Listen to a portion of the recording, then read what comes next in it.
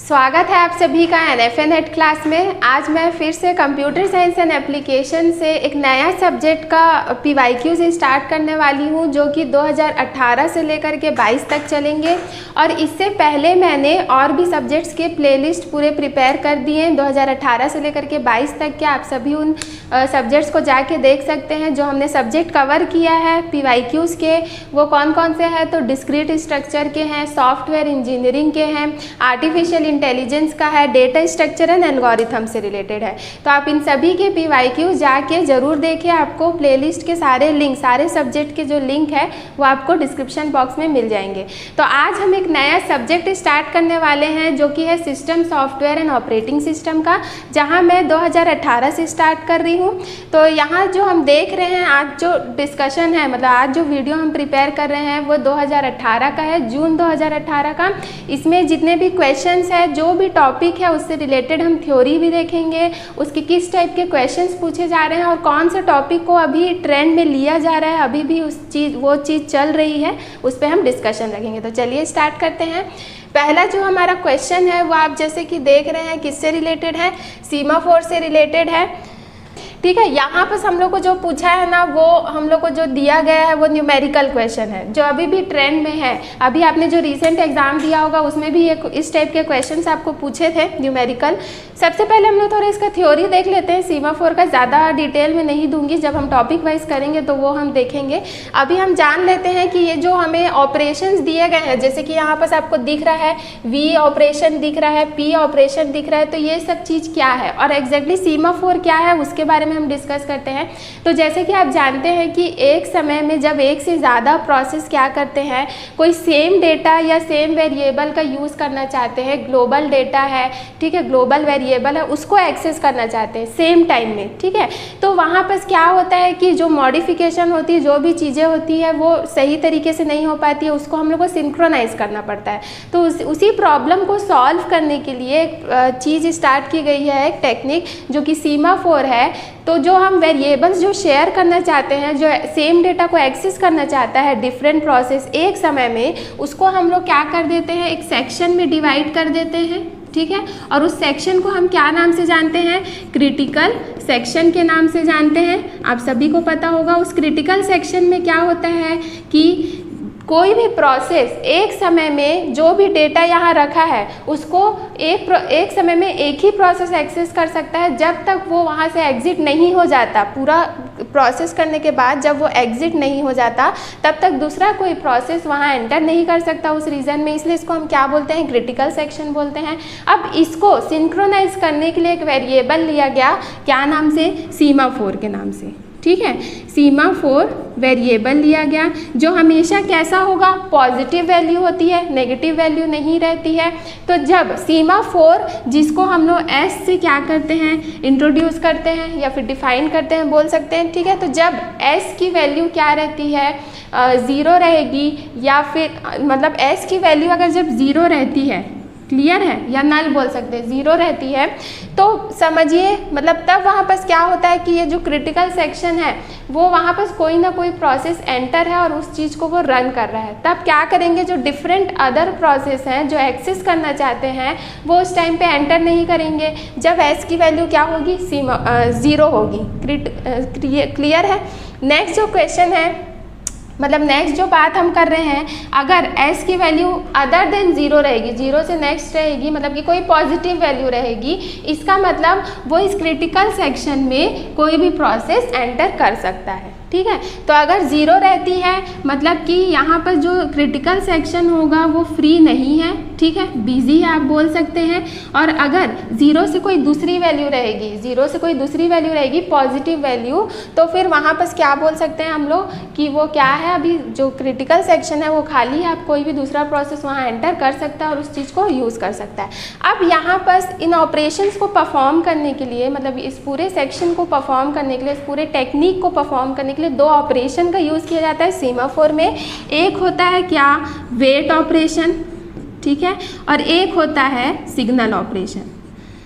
Wait operation को हम और किस नाम से जानते हैं या कौन से वैल्यू से इसको डिनोट करेंगे, कौन से कैरेक्टर से, तो P से डिनोट किया जाता है। और सिग्नल को जो होता है उसको हम लोग V से डिनोट करते हैं। क्लियर है। तो ये जो दो ऑपरेशंस है वो सीमाफोर में यूज़ किए जाते हैं।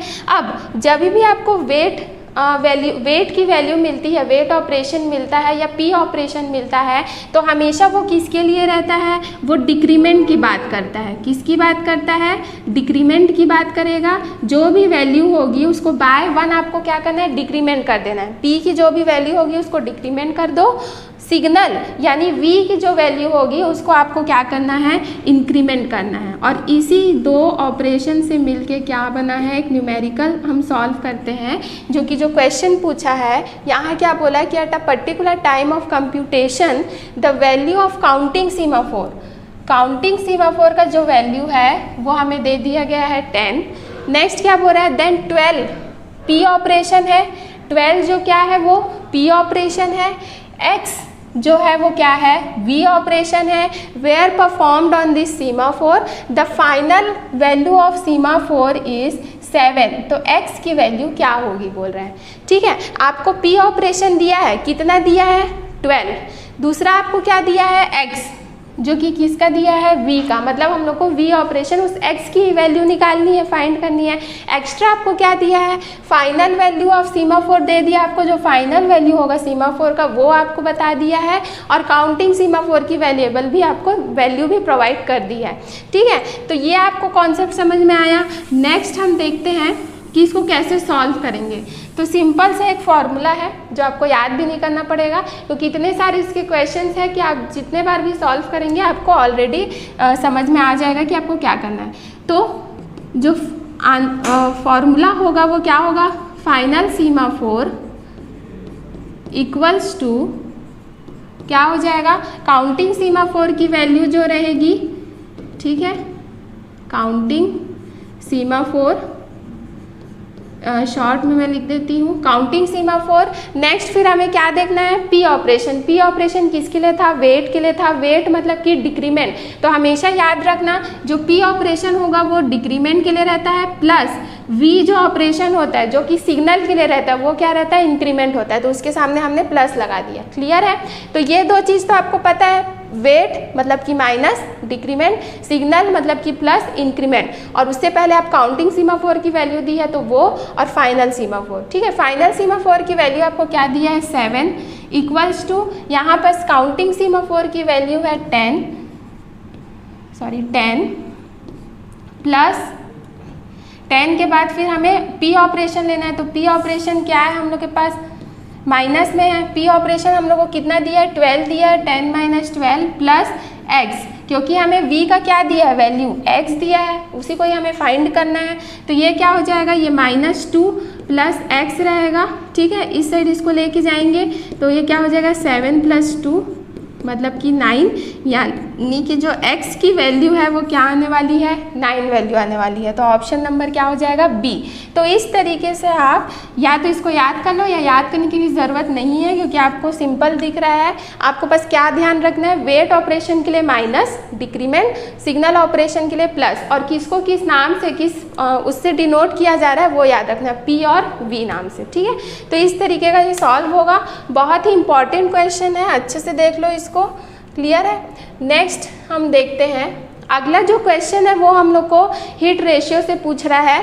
ठीक है, हिट रेशियो से यहाँ जो पूछ रहा है, तो हिट रेशियो, मिस रेशियो, और हमें क्या दिया गया है, सेकेंडरी मेमोरी का एक्सेस टाइम दिया है, प्राइमरी मेमोरी का एक्सेस टाइम दे दिया है, और एट लास्ट हमें बोला गया है कि average time required to access a page, किसी पेज को एक्सेस करने के लिए एवरेज टाइम रिक्वायर्ड की कितनी होगी वो हमें बताना है।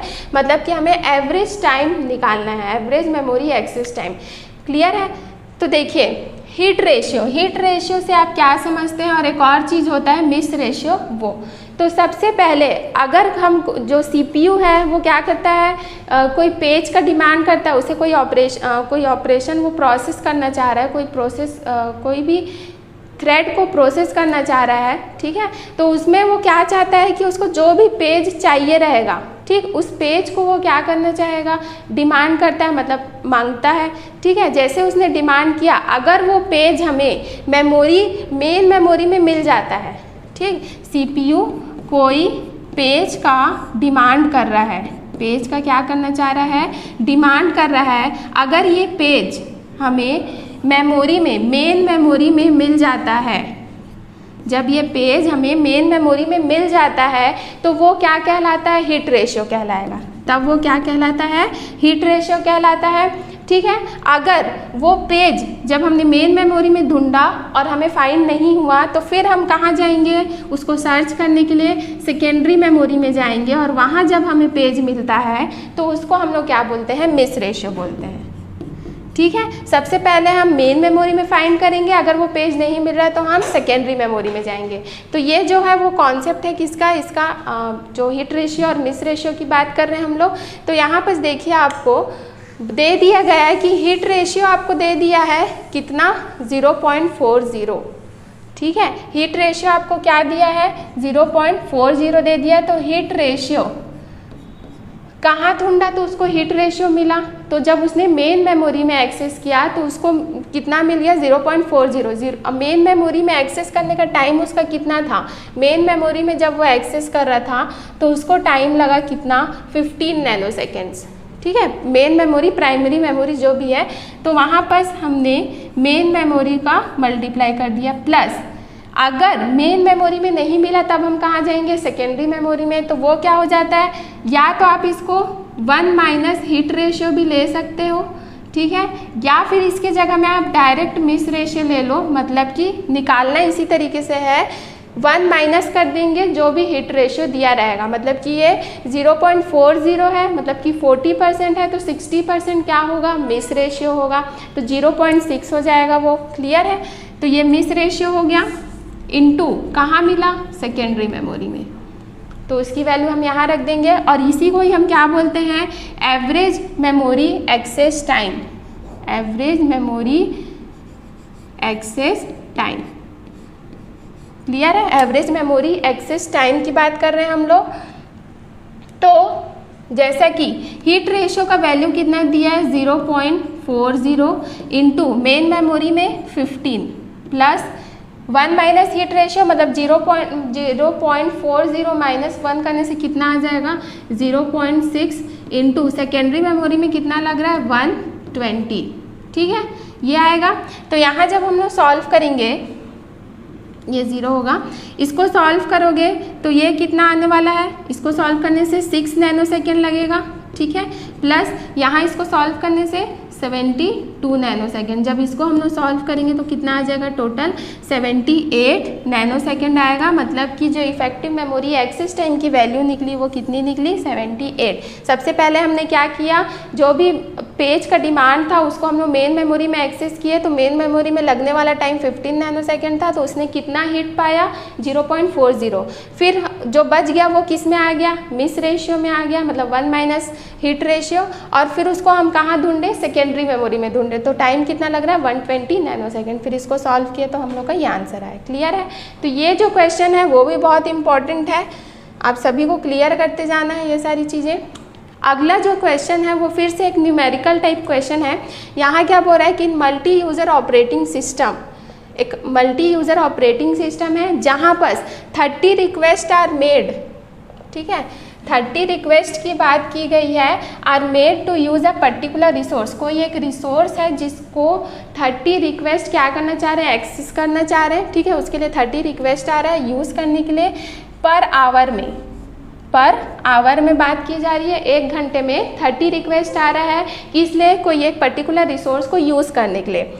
ऑन एन एवरेज की बात किया, the probability that no request, अब संभावना बता रहा है कि कोई भी request are made in 40 minutes, 40 minutes में कोई भी रिक्वेस्ट नहीं आ रहा है, उसकी बात कर रहा है। When arrival pattern is Poisson distribution, और ये किस टाइप के पैटर्न को बता रहा है, पॉइजन डिस्ट्रीब्यूशन की बात कर रहा है। ठीक है, उसने बोल दिया 30 रिक्वेस्ट आ रहा है पर आवर में, एवरेज बताया, और 40 मिनट्स में एक भी रिक्वेस्ट नहीं आ रहा है, तो पॉइजन डिस्ट्रीब्यूशन के अकॉर्डिंग वैल्यू क्या आने वाली है वो हमें बताना है। पॉइजन डिस्ट्रीब्यूशन क्या होता है, पॉइजन प्रोसेस क्या होता है, एक स्टोकेस्टिक प्रोसेस है जो काउंट करता है कितना नंबर ऑफ इवेंट्स एंड जो टाइम पॉइंट्स है of which these events occur in a given time interval, उसकी बात करता है। और इसका ये जो है वो फॉर्मूला है P ऑफ एक्स लैम्डा, जिसमें E माइनस लैम्डा होगा और इंटू लैम्डा और उसका पावर x की बात की है। यहाँ जो x है वो फैक्टोरियल है, मतलब 0 से लेकर के आप इन्फिनिटी कितनी भी वैल्यू ले सकते हैं। तो इसने क्या बोला था क्वेश्चन में, 30 request are sent in 1 hour. पर आवर की बात किया था, कितना रिक्वेस्ट आ रहा था, 30 रिक्वेस्ट। पर आवर में कितने मिनट्स, तो 60 मिनट्स होते हैं। तो 30 रिक्वेस्ट के लिए 60 मिनट, तो यहाँ हम लोग 1 रिक्वेस्ट का निकाल लेंगे। 1 रिक्वेस्ट का निकालेंगे तो कितना आएगा, 0.5। 1 रिक्वेस्ट का कितना टाइम लग रहा है, 0.5 बता रहा है। नेक्स्ट जो लैम्डा है वो किसको डिफाइन करेगा, किसको डिनोट कर रहा है, लैम्डा, कि कितने नंबर ऑफ रिक्वेस्ट 40 मिनट्स में आ सकते हैं। आपने क्वेश्चन देखा था जहां उसने बोला था कि 40 मिनट्स में एक भी रिक्वेस्ट नहीं आ रहे हैं। तो पहले हम पता कर लेते हैं कि अगर कोई भी रिक्वेस्ट आता तो कितना आता, ठीक है, कितने रिक्वेस्ट आते हैं 40 मिनट्स में। हमने यहाँ निकाला 1 रिक्वेस्ट का हम बताए टाइम 0.5 है।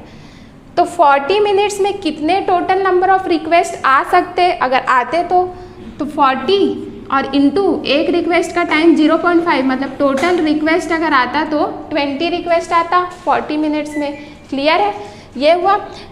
x की वैल्यू क्या डिनोट कर रहा है, but in reality how many request in 40 minutes. Question में हमको जो बोला कि 40 मिनट्स में एक्चुअली में कितने रिक्वेस्ट आ रहे हैं, एक भी नहीं, मतलब कि क्या, 0। तो x की वैल्यू 0 है, लैम्डा की वैल्यू 20, जो हम एज्यूम कर रहे हैं कि अगर रिक्वेस्ट आता 40 मिनट्स में तो कितने नंबर ऑफ रिक्वेस्ट आते, 20 रिक्वेस्ट आते। क्लियर है, तो बस अब इसको हमको क्या करना है, पुट करना है। x की वैल्यू 0 है, लैम्डा की 20, तो ये e माइनस 20 इंटू 20 का पावर 0 होता। ठीक है, ये 0 x की वैल्यू, ये x फैक्टोरियल है, मतलब 0 का फैक्टोरियल 0, तो ये क्या हो जाएगा, e माइनस क्या आ जाएगा, वैल्यू 20 आएगा। क्लियर है, तो probability that no request are made in 40 minutes, कि कोई भी रिक्वेस्ट नहीं आएगा 40 मिनट्स में, उसका प्रोबेबिलिटी हमें फाइंड करना था। तो कितना आ रहा है प्रोबेबिलिटी उसका, e माइनस 20 आ रहा है। क्लियर है, तो ये जो क्वेश्चंस था वो हमें पूछा गया था किससे, पॉइजन प्रोसेस से पूछा था, जो कि ऑप्शन नंबर डी इसका क्या होगा, आंसर होगा। क्लियर, अगला क्वेश्चन देखते हैं हम लोग। अगला जो क्वेश्चन है वो थ्योरी टाइप से रिलेटेड क्वेश्चन है, पढ़ते हैं क्या बोल रहा है।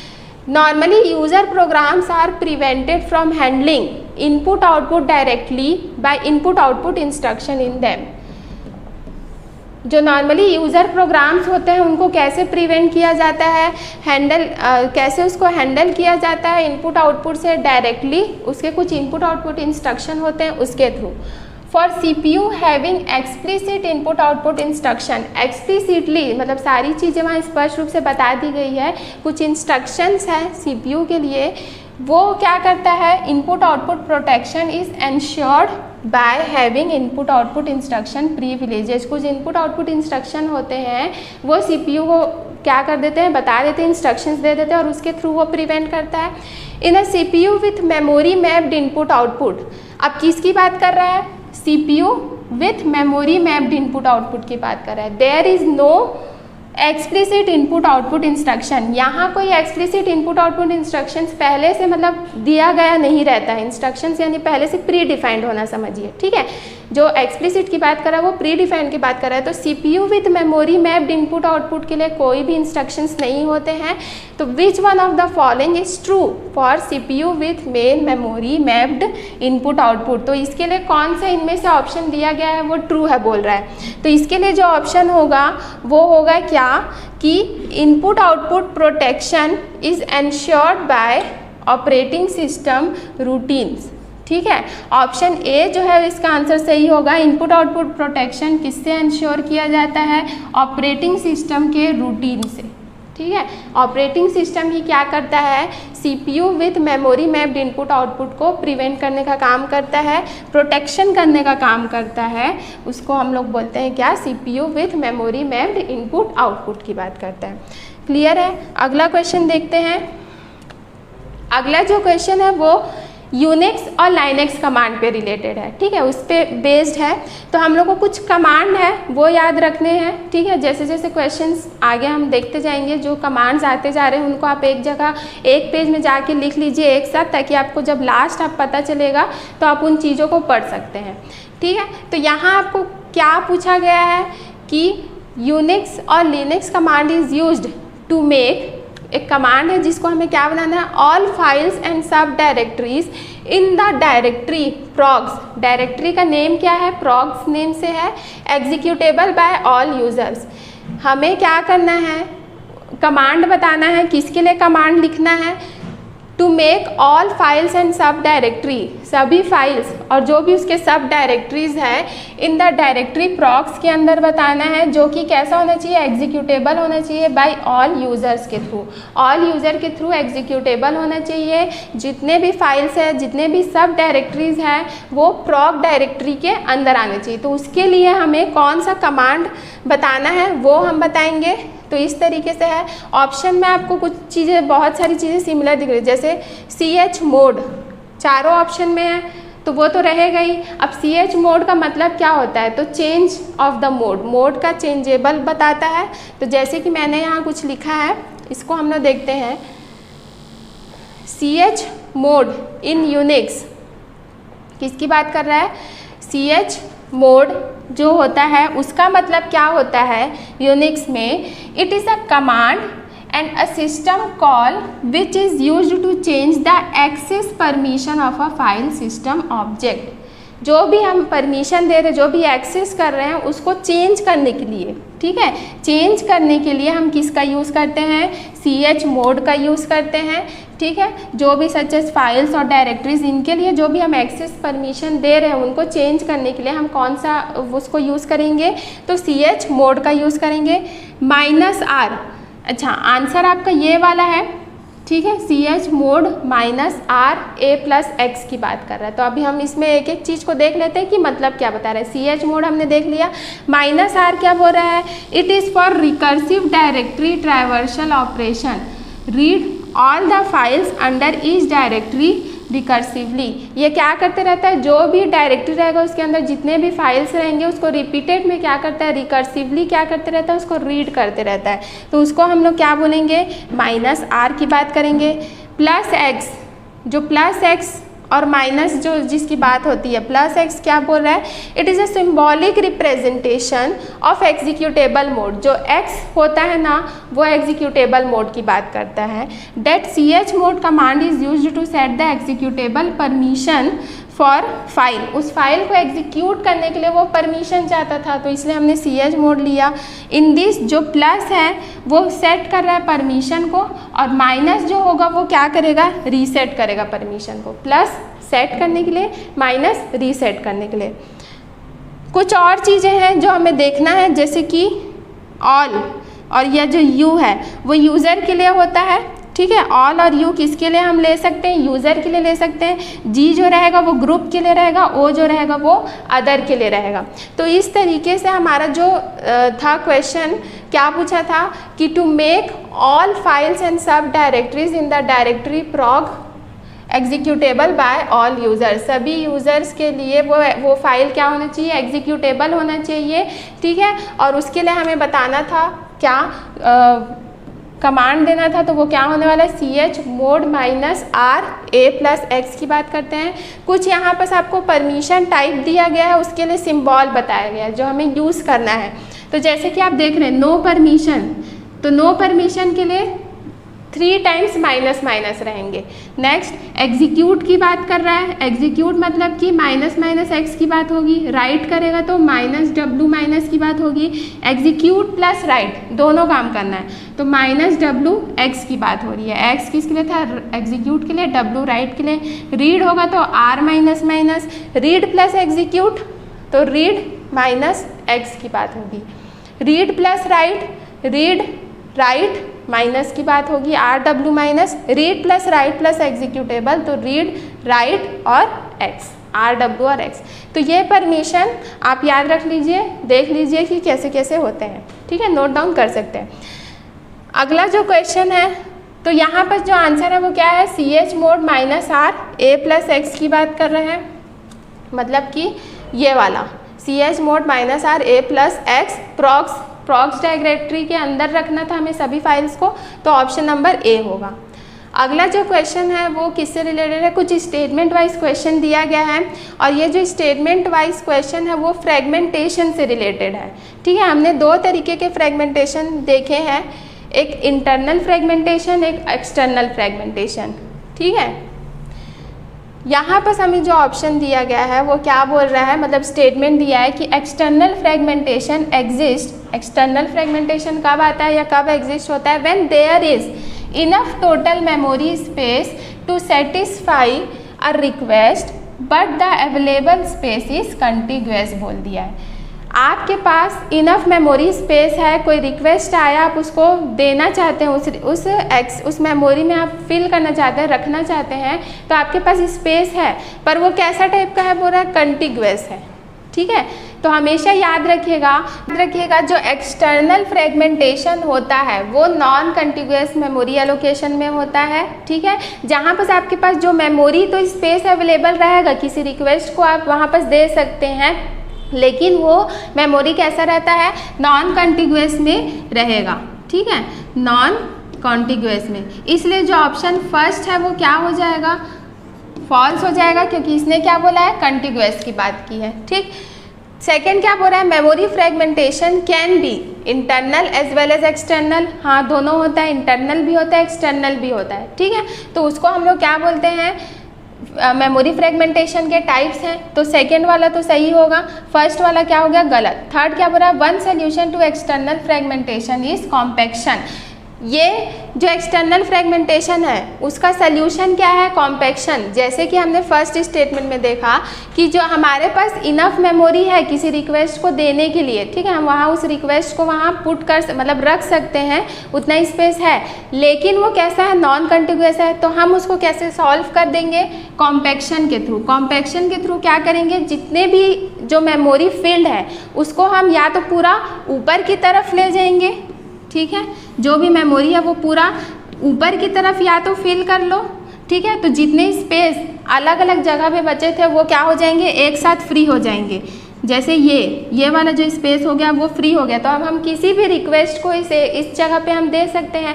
तो इसी सोल्यूशन को हम क्या बोलते हैं, कॉम्पैक्शन बोलते हैं। क्या बोलते हैं, कॉम्पैक्शन। तो एक्सटर्नल फ्रेगमेंटेशन का सोल्यूशन क्या होता है, कॉम्पैक्शन होता है। इसका मतलब या तो आप पूरे मेमोरी को ऊपर की तरफ ले जाओ या फिर पूरे नीचे की तरफ कंप्रेस कर दो, फिर जो मेमोरी अवेलेबल रहेगा वो कंटिन्यूअस रहेगा, तो आप किसी भी प्रोसेस को वो मेमोरी एलोकेट कर सकते हो। इसलिए ऑप्शन नंबर क्या हो जाएगा, सेकेंड और थर्ड दोनों स्टेटमेंट सही है, मतलब कि ऑप्शन नंबर सी जो होगा वो आंसर होगा। क्लियर है, तो ये फ्रेगमेंटेशन से रिलेटेड क्वेश्चन था, स्टेटमेंट वाइज दिया गया था। अगला जो क्वेश्चन है वो बोल रहा है पेज इंफॉर्मेशन की बात कर रहा है। ठीक, पेज इंफॉर्मेशन इन मेमोरी, जो भी पेज की इंफॉर्मेशन होगी मेमोरी में उसकी बात कर रहा है, is also called as page table. ठीक है, पेज का जो भी इंफॉर्मेशन है उसको हम क्या बोल रहे हैं, जहाँ वो इंफॉर्मेशन रखा जा रहा है उस पूरे उसको हम क्या बोल रहे हैं, पेज टेबल बोल रहे हैं। दी एसेंशियल कंटेंट, एसेंशियल कंटेंट क्या क्या होगा उसमें, entry of a page table में। तो पेज टेबल है मतलब पेज का इंफॉर्मेशन है, तो पेज नंबर तो होगा ही ना, एक टेबल है उसमें पेज नंबर तो होगा ही। अब उसमें और क्या इंफॉर्मेशन रहता है, तो क्या रहता है, फ्रेम नंबर रहेगा, पेज का फ्रेम नंबर। ठीक है, पेज का क्या रहता है, फ्रेम नंबर रहता है। और दूसरा मतलब थर्ड इसमें जो रहता है वो वैलिड और इनवैलिड की बात करता है। वैलिड और इनवैलिड, मतलब वैलिड और इनवैलिड ये बोल रहा है कि वो पेज नंबर उस फ्रेम नंबर में है कि नहीं है, होगा तो वैलिड, नहीं होगा तो इनवैलिड। तो इतना जो होता है वो पेज टेबल का इंफॉर्मेशन को कंटेन करके रखता है। मतलब एसेंशियल उसमें और क्या इंफॉर्मेशन रखा जाता है, पेज नंबर के अलावा पेज का फ्रेम नंबर रहता है, मतलब ऑप्शन 3। तो वो किससे रिलेटेड हो गया, पेज टेबल से रिलेटेड हो गया, पेजिंग के कॉन्सेप्ट से आता है। ठीक है, अगला क्वेश्चन हम देखते हैं। यहाँ जो क्वेश्चन है वो पेज रिप्लेसमेंट एल्गोरिथम से है। वही मैंने बोला कि अगर कोई पेज डिमांड कर रहा है सीपीयू, ठीक है, और अगर वो पेज मिल गया तो वो हिट कहलाता है, और अगर नहीं मिला तो मिस कहलाता है। तो बस एलआरयू में हम लोग को वही पेज फॉल्ट ढूंढना है। पेज फॉल्ट का मतलब क्या होता है कि कितना पेज मिस हुआ उसकी बात करते हैं। ठीक है, तो यहाँ पर आप बहुत सारे लोग एक ट्रेडिशनल तरीका यूज़ करते हैं बॉक्स बना के। ठीक है, मतलब इस तरीके से आपको जितने फ्रेम दिए रहेंगे उतने आप फिर बॉक्स बनाएंगे और फिर उसमें जो पेज आते जा रहा है उसको हम देते जाते हैं, एलोकेट करते, फाइंड करते हैं कि वो पेज है कि नहीं, फिर जो नहीं रहता वो मिस में आता है, उसी को हम पेज फॉल्ट बोलते हैं। तो आज हम एक नया तरीका सीखते हैं, हम वो ट्रेडिशनल तरीका से थोड़ा आगे चलते हैं, हमें कम समय में भी क्वेश्चंस को सॉल्व करना है। तो सबसे पहले आपको मेन मैं यहाँ पर बता दूँ कि क्या बोला है, आपको ये पेज का स्ट्रिंग दे दिया है, ठीक है। सपोज कौन सा मेथड यूज़ करना है पेज रिप्लेसमेंट का, LRU method, least recently used method का यूज़ करना है। पेज फ्रेम कितना है, 3 पेज फ्रेम है, क्लियर है, 3 पेज फ्रेम है मेन मेमोरी में। तो नंबर ऑफ पेज फॉल्ट मतलब कि मिस वाला जो होगा, मिस पेज होंगे वही हमको बताना है। सबसे पहले हम उसको लिख लेते हैं, 1 है, 2, 3, फिर 2, 4, 2, 5, 2, 3 और 4। इस तरीके से हमें पेज का स्ट्रिंग दिया, आप इस तरीके से स्ट्रिंग को लिख लो, वहाँ भी कर सकते हो, ठीक है। तो देखिए सबसे पहले आपको एट अ टाइम में कितने पेज हैं, 3 पेज है। तो जब हम 3 पेज की बात करते हैं मतलब हम 3 को देखेंगे सबसे पहले क्या उस पेज में पहला जो आप बनाते हो इस तरीके से, तो इस अभी इसमें कोई पेज है क्या, नहीं है, मतलब 1 पेज को हम देखेंगे 1 पेज है क्या, नहीं है, क्रॉस कर दो। लीस्ट रिसेंटली यूज्ड में आपको याद रखना है कि जो आप बैकवर्ड साइड में जो यूज़ किए रहेंगे ना, सबसे लास्ट में जो यूज़ किए रहेंगे उसी को हमें निकालना है, ठीक है। उसे ही हमें क्या करना है, रिप्लेस करना है एक नया पेज को ऐड करने के लिए, ठीक है। देखते हैं हम कैसे सॉल्व करेंगे। सबसे पहले 1 है क्या, नहीं है, तो ये हो गया कैंसिल, ठीक है, मतलब ये क्या हुआ, मिस। नेक्स्ट 2 भी नहीं है, मिस हो जाएगा। फिर 3 ये भी नहीं है, मिस, ठीक है, क्योंकि हमें पेज नहीं मिला। अब हमारे पास पेज में क्या क्या है, 1 है, 2 है, 3 है, ये आपको मैं बताने के लिए बता रही हूँ, सॉल्व यहीं से हम लोग करेंगे। देखिए कैसे करते हैं, 1 2 3 हम लोग के पास पेज इसमें है, अवेलेबल है, 1 2 3 है। नेक्स्ट हम देखते हैं क्या है, 2 है, तो ये 2 अभी अवेलेबल है ना इस पेज में है, तो ये क्या हो जाएगा, हिट हो जाएगा, तो ये हिट हो गया, ठीक है। अब देखो यहाँ पर 4 है, तो 4 अभी है क्या पेज में, नहीं है। पेज में कौन कौन से पेज हैं अभी, कौन कौन से नंबर के हैं, 1 2 और 3 वाले हैं। बस हमें क्या देखना है, 4 को देखना है। 4 को देखना है मतलब कि क्या होगा, नहीं है, उसको हम लेके आएंगे। तो उसको लाने के लिए हमें कोई एक पेज खाली करना पड़ेगा, तो कौन सा हटाएंगे, तो अभी रिसेंट में कौन यूज़ हुआ है, 2 यूज़ हुआ है, फिर 3 यूज़ हुआ है, लास्ट में कौन यूज़ हुआ है, 1 यूज़ हुआ है। तो 1 को रिप्लेस करिए और किसको ले आइए, 4। अभी आपके पास पेज कौन कौन सा है, 2 है, 3 है और 4 है, क्लियर है। आगे देखते हैं 2 फिर से क्या हो जाएगा, हिट होगा, क्योंकि अभी 2 है, तो वो क्या हो जाएगा, हिट, क्लियर। नेक्स्ट क्या देखेंगे हम लोग, 5 को देखोगे तो 5 में देखिए किस, 5 नहीं है, 4 है, 3 है और 2 है, मतलब कि उसको हम लोग को एंटर करना पड़ेगा, उस मेमोरी में एंटर लाना पड़ेगा, एंट्री देना पड़ेगा। एंट्री देने के लिए कोई भी इन तीनों में से एक को निकालना पड़ेगा, तो किसको निकालेंगे, अभी रिसेंट में कौन यूज़ हुआ है, 2 जो कि हिट हुआ था, फिर 4, तो नेक्स्ट कौन सा हटेगा, 3, और हम किसको ले आए, 5 को ले आए, ठीक है। तो ये क्या हो जाएगा, मिस हो गया था, हमने मिस पे लिख दिया। अब कौन कौन सा पेज है हम लोग के पास, 2 है, 4 है और 5 है, ठीक। नेक्स्ट कौन सा पेज का डिमांड आया, 2 का आया, 2 जो ऑलरेडी प्रेजेंट है हम लोग के पास, क्लियर है, तो ये फिर से क्या होगा, हिट हो जाएगा।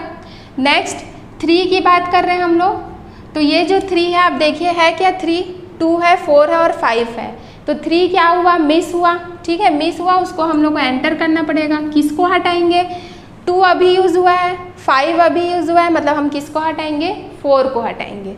तो 4 को हटाया हमने, किसको ले आया, 3 को। नेक्स्ट हम क्या देखेंगे, 4, तो अभी जो पेज हमारे पास है उनमें से 4 है क्या, नहीं है, हम लोग के पास 3 है, 5 है और 2 है। तो अब हमें उसको क्या करना पड़ेगा, एंटर करना पड़ेगा। ये मिस हो गया क्योंकि, तो मिस के लिए अब किसको हटाएंगे, 3 अभी आया था, 2 अभी आया था, और इसको हम हटा देंगे क्या, 5, ठीक है। तो 5 को हटा देंगे तो क्या आया, 4।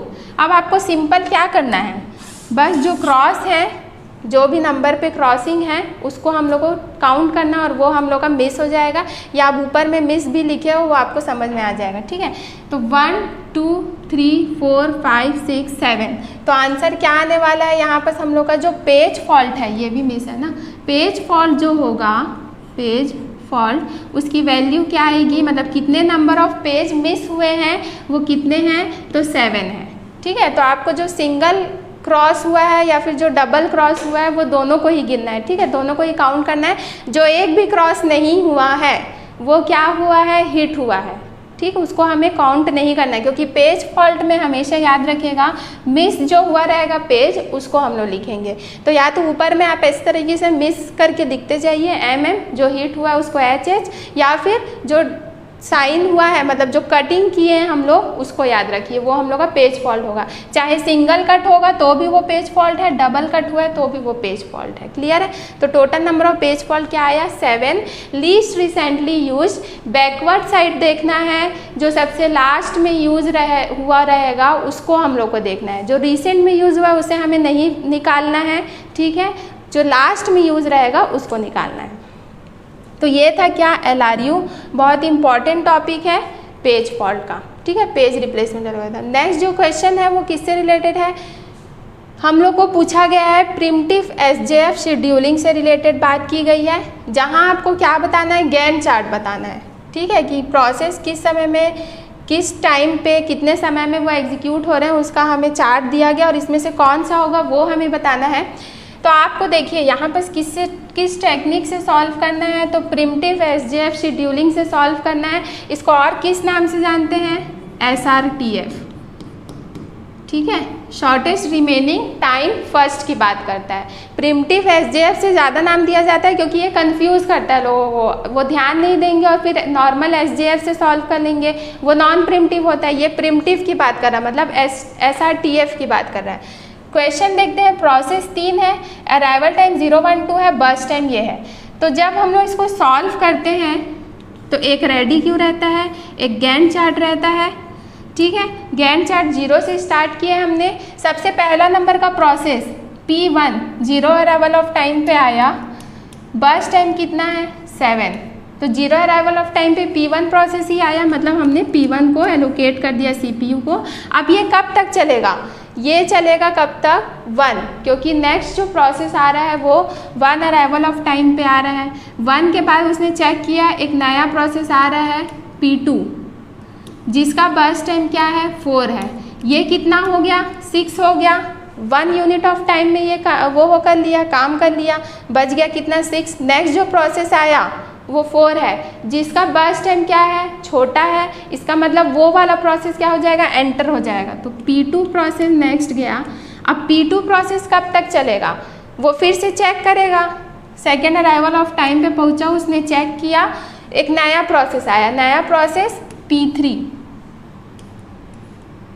P3 का बर्स्ट टाइम कितना है 8 है, ठीक है, इस तरीके से। अब देखिए आप, ये जो 4 है और ये 8 है, इनमें से बर्स्ट टाइम सबसे छोटा किसका है, P2 का ही है, तो कौन रन होगा, फिर से P2 ही रन होने वाला है।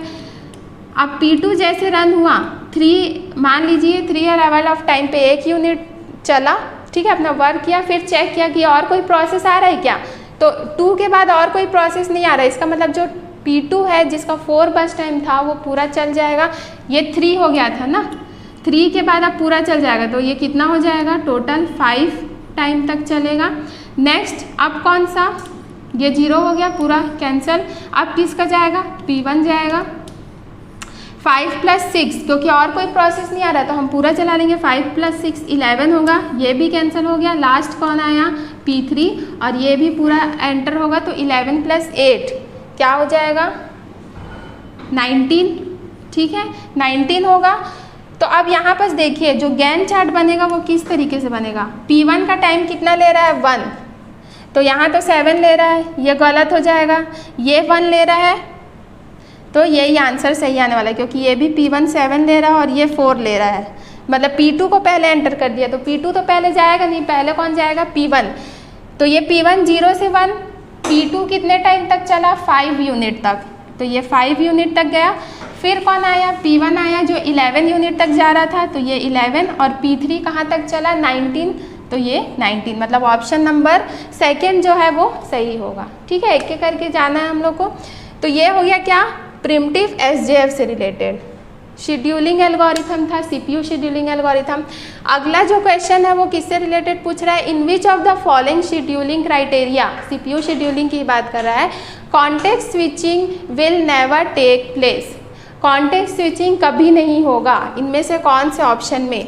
कॉन्टेक्स्ट स्विचिंग का मतलब क्या होता है कि कोई प्रोसेस पहले से रन हो रहा है CPU में, ठीक है, अब उसका हायर प्रायोरिटी वाला कोई प्रोसेस आया और उस जो ऑलरेडी रन हो रहा था उसको उसने प्रिम्प्ट कर दिया और वो क्या हो गया, वहाँ से हट गया।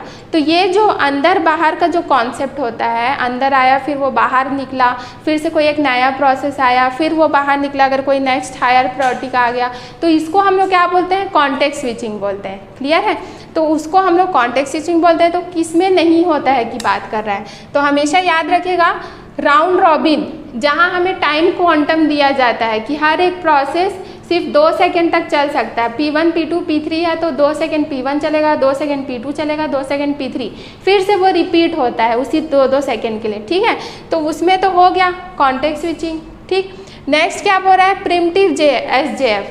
तो अभी हमने देखा ये वाला क्वेश्चन प्रिमिटिव SJF, इसमें भी हो रहा था। ठीक है, कॉन्टेक्स्ट स्विचिंग का कॉन्सेप्ट इसमें भी आ रहा था, वो बार बार चेक कर रहा था, जिसका बस टाइम छोटा था उसको एंटर लेता था, अगर हायर प्रायोरिटी है तो वो एंटर हो जाएगा, नहीं तो नहीं होगा। तो इसमें भी कॉन्टेक्स्ट स्विचिंग हो रहा है। Non primitive SJF, non primitive दो चीज़ें होती है, प्रिमिटिव जहाँ अगर हायर प्रायोरिटी वाला कोई प्रोसेस आया तो जो पहले से प्रोसेस रन हो रहा था उसको प्रिम्प्ट कर देगा, हटा देगा और अपना चला जाएगा।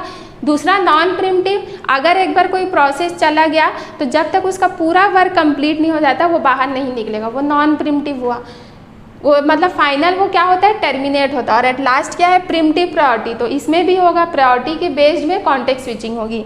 तो मतलब कौन सा आंसर होगा कि कौन सा never take place context switching, तो आंसर क्या आने वाला है, नॉन प्रिमिटिव आने वाला है। जहाँ अगर कोई भी प्रोसेस एक बार एंटर कर लिया, ठीक है, CPU में रन होने के लिए, तो जब तक वो अपना पूरा काम कंप्लीट नहीं कर लेता वो बाहर नहीं निकलेगा, मतलब वो फाइनल क्या होगा, टर्मिनेशन पॉइंट में चला जाएगा।